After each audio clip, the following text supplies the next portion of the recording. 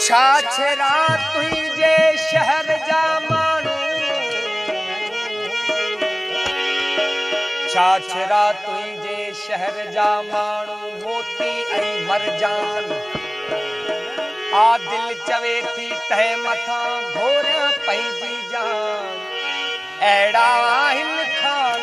जो खिलंदे दिल खणी वया हा छाछरा तुझे शहर जो माण्हू वियो मूंखे वणी छाछरा तुझे शहर जो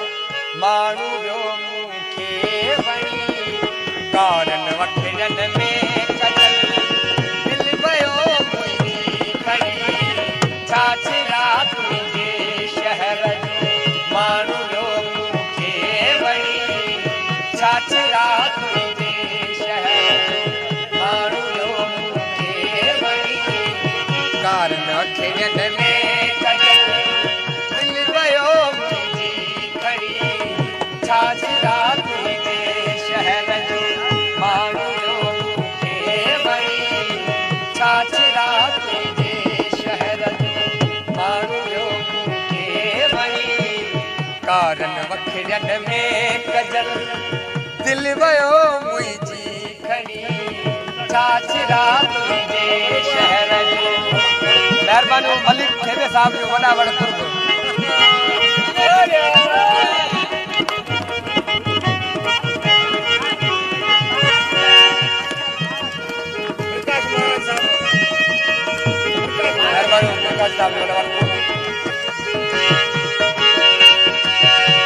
जी सूह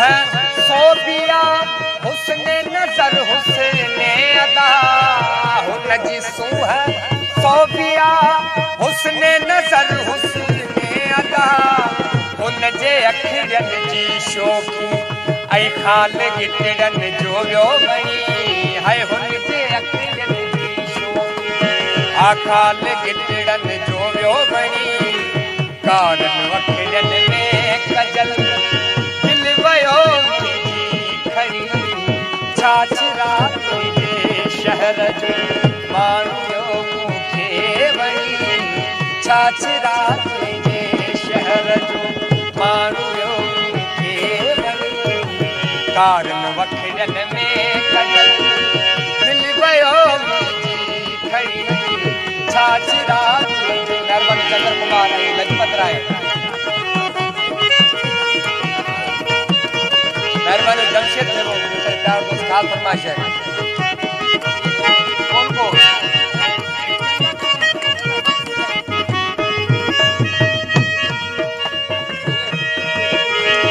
हाडई उठमा था निकरन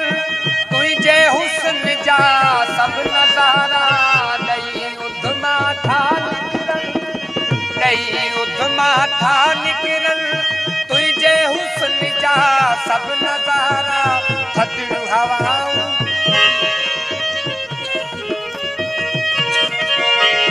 हाडई उधमा था निकरन तुझे हुस्न जा सब नजारा थधड़ू हवाऊं मीहों की मौसम में माठ हुन जी वई वणी थधड़ू हवाऊं मीहों की मौसम में माठ हुन जी वई वणी कारन वखरन में कजल दिल वियो मुंहिंजी खणी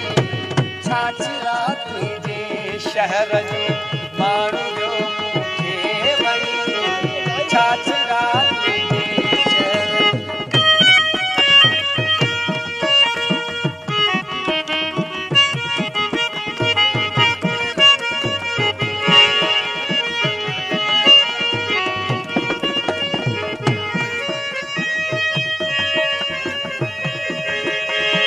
लिखंदे अकुल हैरान थी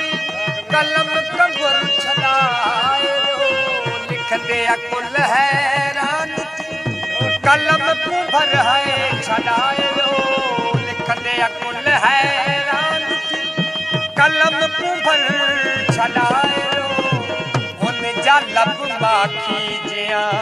ऐं लाड़ टुटंदे वई वई हुन जा लब माखी जिया ऐ लार टुटंदे वई वई कार